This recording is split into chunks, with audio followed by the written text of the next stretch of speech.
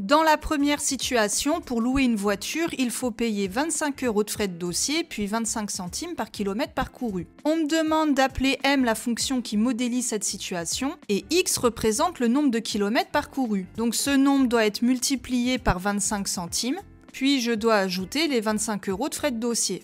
X fois 0,25 peut aussi s'écrire 0,25x. Et j'oublie pas d'ajouter 25. Voici l'expression algébrique de la fonction qui modélise cette situation. C'est bien une fonction affine, avec A qui est égal à 0,25 et B qui est égal à 25. Dans la deuxième situation, pour 5 € par mois, l'abonnement est illimité. On te demande d'appeler M la fonction qui modélise cette situation et X représente le nombre de SMS envoyés. Comme le forfait est illimité, quel que soit le nombre de SMS envoyés, la mensualité est toujours égale à 5 €. Voici l'expression algébrique qui modélise cette situation. C'est bien une fonction affine. Comme il n'y a pas de terme en X, A est égal à 0 et B est égal à 5. Dans la troisième situation, ABCD est un rectangle de longueur 6 cm et sa largeur est inconnue.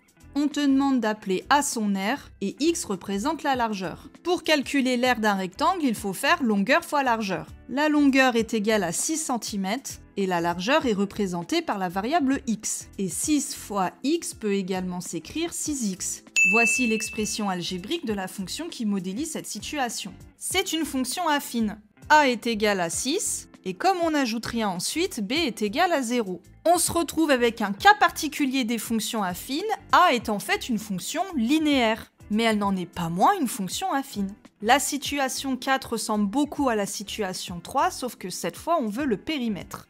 On doit appeler P la fonction qui modélise cette situation. Et à nouveau, X représente la largeur de ce rectangle. Le périmètre correspond à la longueur du contour de la figure. On se retrouve avec 2 fois X, qu'on peut écrire 2X, et on a 2 fois 6, qui est égal à 12, donc je dois ajouter 12 dans l'expression. Voici l'expression algébrique qui modélise cette situation. C'est bien une fonction affine, avec A qui est égal à 2 et B qui est égal à 12.